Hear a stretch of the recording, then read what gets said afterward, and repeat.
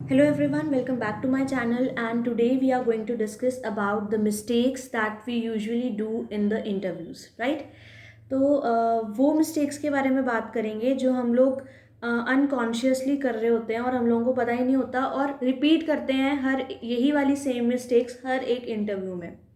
काफ़ी सारे लोग होंगे जो आप लोगों को गाइडेंस देते हैं to be like this whenever you are facing the interview, but the thing is that if you are not genuine you will not be receiving any of the context which is higher, right?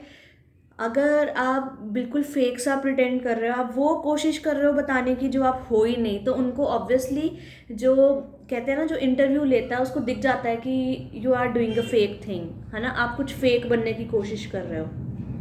तो ये जो attitude होता है, जो किसी और की नकल करने वाला, या फिर ऐसा एटीट्यूड कि मुझे फेक बनना पड़ेगा, मैं तभी सिलेक्ट हो पाऊँगा या हो पाऊँगी या कुछ भी, है ना, तो वो जो एक एटीट्यूड रहता है वो अगर आप साइड पे रख के बिल्कुल जेन्युइननेस दिखाते हो, जो आप हो वो आप उनको प्रेजेंट करते हो, ये सबसे बड़ी चीज़ होती है अपना एटीट्यूड शो करने के लिए। एक पर्सनालिटी चेकअप भी वहाँ पर होता है आपका, पता चलता है उनको कि आप लोग पढ़ने के साथ साथ, आपके पास इतनी सारी डिग्रीज हैं, उसके साथ साथ आप इंडिविजुअल कैसे हो, आप रिलाई करने वाले हो भी कि नहीं, ठीक है।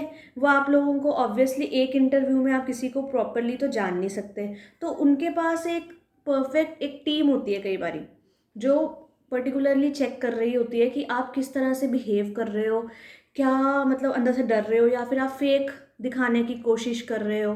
तो ये पर्टिकुलर पॉइंट्स होते हैं जो बहुत ही ज़्यादा वो अपने दिमाग में लेके करते हैं। मैं आप लोगों को एक अपना इंटरव्यू बताती हूँ जिसमें मैंने फेक चीज़ इस्तेमाल की थी, तो उसमें मैं ऑब्वियसली रिजेक्टेड थी। तो उस वाले इंटरव्यू में क्या क्या था कि हम लोग ऑब्वियसली अप्लाई करते हैं इंडीड से या फिर किसी और इंटरव्यू से, मतलब कोई भी ये प्लेसमेंट वाले जितने भी सारे ये हमारे प्लेटफॉर्म्स होते हैं उससे। तो मैंने इंडीड से एक देखा था, तो टीचिंग जॉब थी वो, तो उसके लिए मैंने अप्लाई किया था एंड उसके अंदर I have to prepare a demo video, right? उसके लिए मेरे को डेमो वीडियो प्रिपेयर करनी थी and I have to use the black board for that case, ठीक है। अब उस टाइम पे मेरे पास घर पे ब्लैक बोर्ड की अवेलेबिलिटी तो नहीं थी, अब मैं ऐसा नहीं कर सकती थी कि इतना बड़ा घर पे ब्लैक बोर्ड ले आऊँ, and they required a particular बड़ा वाला black board, you can say, right? तो उस टाइम पे मेरे पास जो अवेलेबिलिटी थी वो छोटा वाला ब्लैक बोर्ड था और उसको ही मैंने मतलब रख के पढ़ाना स्टार्ट किया। बट मैंने पढ़ाया वैसे नहीं कि जैसे मैं पढ़ाती हूँ एग्जैक्टली, ठीक है, मैंने वैसा पढ़ाया जैसा मुझे लगा उस टाइम पे कि शायद जैसे बाकी कई टीचर्स इस तरह से पढ़ाते हैं, मैं उनको कॉपी करके पढ़ाऊँ, है ना, इस तरह से मैं थोड़ी ज़्यादा एक्सपीरियंस लगूँ या कुछ ऐसा लगूँ। तो मैंने बिल्कुल सेम इस तरह का काम किया वहाँ पर उस वीडियो में। तो मुझे लगा कि शायद मैं सिलेक्ट हो जाऊँगी, I was quite confident about that interview afterwards.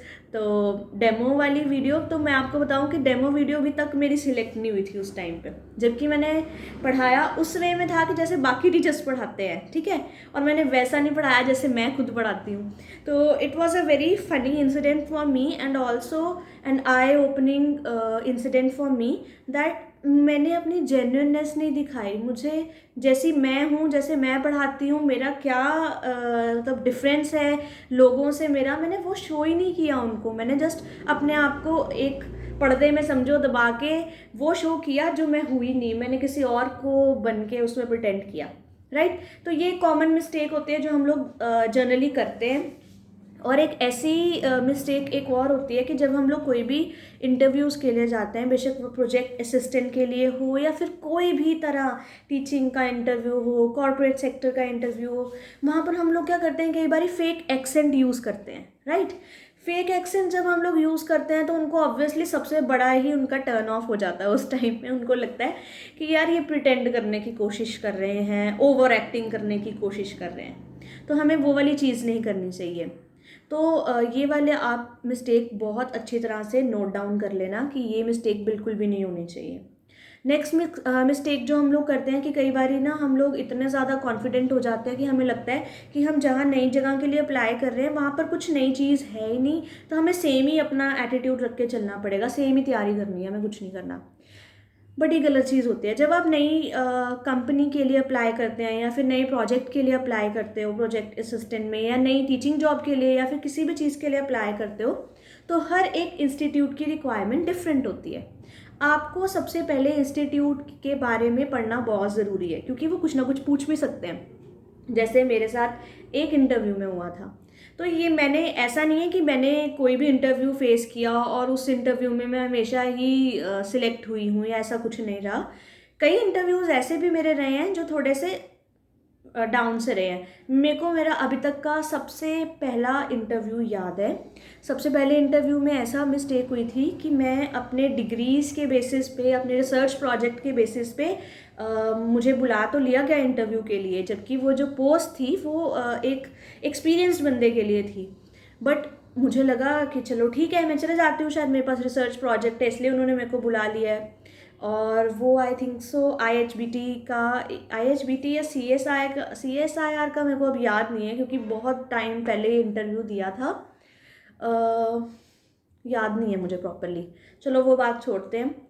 तो उस टाइम पे क्या हुआ था, जब मैंने प्रेजेंट तो चलो ठीक किया, बट उस टाइम पे ना मुझे कंट्रोल करना नहीं आता था अपनी फीलिंग्स को, है ना। तो मैं कुछ भी बोली जा रही थी, बोली जा रही थी एंड इट वॉज लाइक कि मेरा बचपना दिख गया उनको, है ना। उनको लगा कि इस रोल के लिए ऑब्वियसली उनको एक्सपीरियंस बंदा चाहिए and I am the fresher one.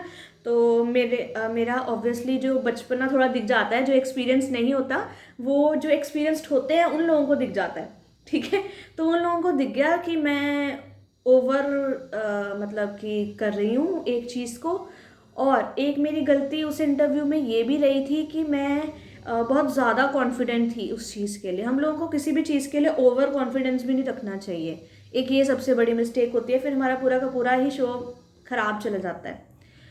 और एक मिस्टेक और करते हैं हम लोग इंटरव्यूज़ में, जो हमें नहीं करनी चाहिए। सबसे पहले तो ये कि, हाँ मैं आपको एक और चीज़ आपको बताना भूल गई। उसमें ऐसा हुआ था कि उन्होंने अपने प्रोजेक्ट के बारे में मुझे पूछ लिया, ठीक है। मैंने क्या किया था, उनका प्रोजेक्ट जस्ट ऊपर ऊपर से ओवरव्यू से लिया था, ढंग से पढ़ा नहीं था उसको।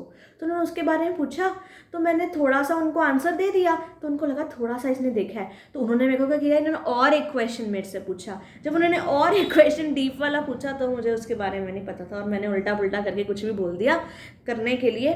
बट उनको ऑब्वियसली सेटिस्फैक्शन नहीं मिली होगी उस क्वेश्चन से, और ना मुझे सेटिस्फैक्शन मिली थी उसको आंसर करने से, ठीक है।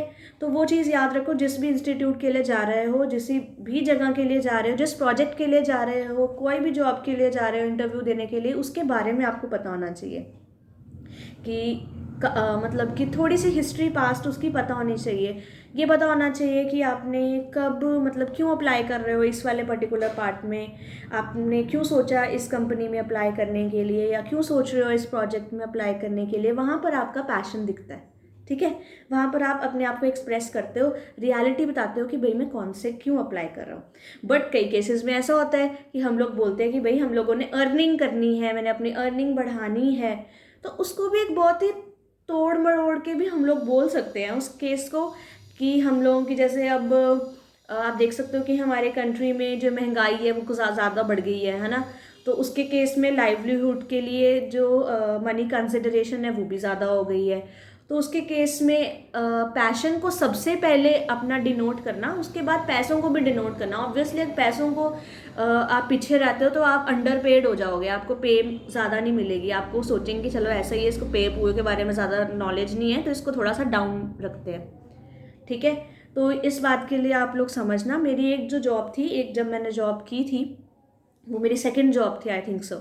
जब मैंने वो की थी तब मुझे एग्जैक्टली अपने बारे में नहीं इतना पता था। मेरे को ये था कि बस मुझे इस टाइम पे जॉब चाहिए, थोड़े से मतलब पैसे पूसे अर्न करूँ जस्ट मैं, क्योंकि वो स्टार्टिंग में थोड़ा जोश रहता है। तो उस टाइम में क्या हुआ, मैंने अपनी कैपेबिलिटी और अपने पोजीशन से कम पैसे उनको मांग लिए, है ना। उस टाइम पे वो पूछते हैं कि आपकी सैलरी एक्सपेक्टेशंस क्या हैं, तो मैंने उसमें कम पैसे उनसे मतलब मांग लिए। तो वो ऑब्वियसली सेटिस्फाइड हो गए, उनको था कि भाई हमें डिग्री वाला, रिसर्च प्रोजेक्ट वाला, एक्सपीरियंस वाला बंदा मिल रहा है, वो भी अंडर पे में, तो क्या बात है भाई, ठीक है। और मुझे कुछ टाइम बाद पता चला था कि ये तो अंडर पे वाला काम हो गया, है ना। और जब फिर उसके बारे में हम लोगों ने डिस्कशन किया तब मुझे थोड़ा आगे और ग्रो करना था, तो फिर उसके बाद में वो वहीं पर ही ख़त्म करना पड़ा मुझे, क्योंकि मुझे पता था कि मैं अंडर पे हूँ बहुत देर से और मुझे थोड़ा जागना पड़ा उस टाइम पे। तो ये कॉमन मिस्टेक्स होती हैं जो हम लोग करते हैं। सैलरी के रिगार्डिंग हम लोग प्रॉपरली नहीं बोल पाते, अपने कैलिबर के मुताबिक नहीं बोल पाते, ठीक है। सैलरी हमेशा एक पर्टिकुलर अमाउंट कभी नहीं इतना ज़्यादा बताना चाहिए, बट एक रेंज बतानी चाहिए कि इतने के इतने रेंज में। बट आप पहले अच्छी तरह से उसको देख के आओ, उसको रिसर्च करके आओ कि इस टाइम पे मेरी पोजीशन के लिए कितने कितने पैसे मिल रहे हैं, ठीक है। उसके बेसिस पे आप जो सैलरी वाला क्वेश्चन आता है वो उस पर जाओ। और जैसे प्रोजेक्ट के ज़्यादातर पर्टिकुलरली इंटरव्यूज़ रहते हैं, उसमें हम लोग कई बारी सोच जाते हैं एज अ फ्रेशर अगर हम लोग जाएं कि हमें तो ना वो सिर्फ पर्सनालिटी टेस्ट करेंगे, हम लोगों से कोई वो क्वेश्चन नहीं पूछेंगे दूसरे वाले जो पर्टिकुलरली हमारे सब्जेक्ट मैटर से रिलेटेड होते हैं, है ना, तो वो नहीं पूछेंगे। बट रियलिटी इज़ दैट कि वो वही पूछेंगे ज़्यादा, क्योंकि आप फ्रेशर हो, उनको साफ दिख जाएगा आपकी पर्सनालिटी में कि आपने अभी तक कोई भी चीज़ें ये सारी की सारी जो हैं वो की नहीं है ना, मतलब एक्सपीरियंस नहीं लिया है, तो उनको वो चीज़ों में दिख जाएगा। उनको बस पैशन की रिक्वायरमेंट होगी, बट पैशन की कमी उनको तब दिख जाएगी जब ये छोटी छोटी सी मिस्टेक्स होंगी, ठीक है। तो आप ये कंसिडर करो। तो अगर सम आउट हम सारी की सारी मिस्टेक को करें तो सबसे पहली मिस्टेक ये रही कि आप अपने जेन्युइननेस दिखाओ, आप फेक मत बनो, ठीक है। आप जो हो वो ही शो करो। अगर सामने वाला आपको फेक चीज़ के लिए, आपने कई बार सुन भी लिया होगा कि मैं ऐसा था, मैं उस टाइम पे ऐसा बना तो उसने मेरे को सिलेक्ट कर लिया, ठीक है। तो वो फेक ही जगह पर जा रहा है वो बंदा, वो कुछ ज़्यादा ग्रो नहीं कर पाता चीज़ों में, ठीक है। क्योंकि जो फेक और एक जेन्युइननेस होती है ना, एक बंदे की जेन्युइनिसिटी भी आ जाती है उसमें, लॉयल्टी भी हमारी शो हो जाती है, काइंडनेस भी शो हो जाती है। जब आप जेन्युइन होते हो प्रॉपरली, पूरे के पूरे, लगता है कि बंदा सच में किसी चीज़ के लिए आया है, ठीक है। वो शो करना बहुत ज़्यादा इंपॉर्टेंट होता है। इस वीडियो को मैं थोड़ा लंबा इसलिए खींच रही हूँ बिकॉज ये बहुत सारी मिस्टेक्स होती हैं छोटी छोटी जो हम अनकॉन्शियसली करते हैं और हर एक इंटरव्यू में मात खाते हैं उस वे में। तो मिस्टेक से हम लोग ज़्यादा सीखते हैं एज़ कम्पेयर टू वो चीज़ें जो फ्रिक्वेंटली आस्क हैं, ये सब कुछ चीज़ों से मेरे को ये लगता है। जब तक आप एक्सपीरियंस ही नहीं करोगे, जब तक आप एक एक्सपीरियंस बंदे के पास जब जाते हो उससे पूछना कि आपने कौन कौन सी मिस्टेक की थी, तब आपको एग्जैक्टली पता चलेगा कि आप कौन सी मिस्टेक से बच सकते हो, ठीक है। ज़रूरी नहीं होता कि पॉजिटिविटी ही काम आती है, जो नेगेटिव चीज़ें भी होती हैं वो भी पॉजिटिव को ग्रैब करने के काम आती हैं। तो आप उस चीज़ों पे ध्यान देना, फेक मत बनना, जो हो वो शो करो। और ऑब्वियसली अगर वो जेन्युइन पीपल हैं आपके सामने, हैं अच्छे लोग, या फिर वो सच में उनकी नज़र है वैसी कि वो देख सकते हैं पैशन को या फिर जेन्युइन चीज़ को वो पहचान सकते हैं, तो ऑब्वियसली वो आप लोगों के लिए ही अच्छा होगा अगर आप सिलेक्ट हो जाओगे। अगर नहीं सिलेक्ट करते, फेक है वो खुद ही, तो आप नहीं सिलेक्ट हुए तो वो आप लोगों की ब्लेसिंग है कि आप नहीं सिलेक्ट हुए, वो बहुत अच्छी चीज़ है। मैं आपको ये चीज़ बताना चाहती हूँ, ठीक है। क्योंकि आप वरना उस कंपनी में या उस प्रोजेक्ट में पूरे फेक ही बन के रहोगे, आप अपने आप को जान ही नहीं पाओगे। जब आप खुद को ही नहीं जान पाओगे कि आपको क्या करना है, आपने इतने साल बेकार कर दोगे और फिर बुढ़े हो जाओगे, फिर उसके बाद में आपको कुछ भी नहीं मिलेगा, ठीक है। तो अपने आप को पहचानो, उस जगह पर जाओ जहाँ पर आप जेन्युइन तौर पे आप लोगों को वो एक्सेप्ट कर रहे हैं, फेक तौर पे एक्सेप्ट नहीं कर रहे हैं, ठीक है। तो वो चीज़ का आप लोग सब ध्यान रखना जब भी आप कर रहे हो, सबसे बड़ा पॉइंट है ये। देन जो क्वेश्चंस होते हैं सैलरी एक्सपेक्टेशंस पे, उस पर ध्यान रखना कि रेंज बताना और रिसर्च करके प्रॉपरली। और जिस भी कंपनी, जिस भी स्कूल, कॉलेज, यूनिवर्सिटी, जिस भी प्रोजेक्ट, कुछ भी कॉर्पोरेट सेक्टर के लिए भी जा रहे हो, उस कंपनी के बारे में, उस इंस्टीट्यूट के बारे में थोड़ी सी पढ़ के जाओ, उसके रीसेंट जो चीज़ें हैं वो पढ़ के जाओ कि उन लोगों ने क्या क्या की है, तभी आप लोग उसमें प्रोसीड कर सकते हो। और हाँ, सब्जेक्ट मैटर को कभी भी ढीले तौर पे नहीं लेना, ठीक है। उसको भी आप लोगों ने अच्छे तौर पे लेना है, उसको भी अच्छी तरह से प्रिपेयर करके जाना है। तो आपको बेसिक तो एटलीस्ट बताओ। ऑब्वियसली इंटरव्यू अगर अगले दिन आ गया है तो आप इतनी बड़ी बुक्स खोल के तो बैठोगे नहीं अपने इतने सालों में जो पढ़ी हैं, बट आपको बेसिक तो थोड़े बहुत क्लियर होने चाहिए ना, तो थोड़े थोड़े से ऊपर ऊपर से देख सकते हो, राइट। और पोलाइटनेस वहाँ रखनी बहुत ज़रूरी होती है। आप जब एकदम से कोई अपना एंगर बिल्कुल लूज़ कर देते हो, वहाँ पर बहुत ज़ोर से बोलना शुरू कर देते हो या फिर बहुत तेज़ तेज़ बोलना शुरू कर देते हो, वो सब इसीलिए होता है क्योंकि आप लोग रिलैक्स नहीं उस टाइम पे फील करते। उस टाइम पे आपको बिल्कुल भी लग नहीं रहा होता कि आपको लगता है कि नहीं मुझे फेक करना पड़ेगा तभी मैं सही होऊंगा, फेक करना पड़ेगा तभी मैं सही होऊंगा। तो उस चीज़ पे ज़रा ध्यान देना। ये कुछ पॉइंट्स थे जो आप लोग अनकॉन्शियसली करते हो, मिस्टेक्स हैं कुछ जो अनकॉन्शियसली करते हो और बाद में आपका इंटरव्यू में सिलेक्ट नहीं हो पाते हो। ठीक है, ये मिस्टेक मैंने भी की हैं या फिर उस बंदे ने भी की हैं जो आज किसी बहुत ही बड़े पोजीशन पे है, और उस बंदे ने भी की हैं जिसने अभी फ्रेशर है और उसको भी एक्सपीरियंस से आ रही हैं। ठीक है, बट क्या होता है कि लोग ना अपना जो नेगेटिव पॉइंट होता है या फिर जो अपने चीज़ें होती है ना, जो नेगेटिव चीज़ें होती हैं या फिर कोई फेलियर होते हैं, उस लोग उसको छुपाते हैं, जबकि उसको छुपाना नहीं चाहिए मेरे ख्याल से। उसको बताओ जिसको ज़रूरत है उसकी, ताकि वो वाली मिस्टेक ना करे और वो आगे बढ़ सके। जैसे हमारे पेरेंट्स होते हैं, जब उन्होंने कोई मिस्टेक करते हैं हम लोगों को देखते हैं, वो उसी टाइम पे बोलते हैं कि ये मिस्टेक ना करो, कि हम लोगों ने भी पहले ऐसा किया हुआ है। तो वो इस तरह से जब समझाते हैं तो बच्चे को भी उस टाइम पे समझ आ जाता है।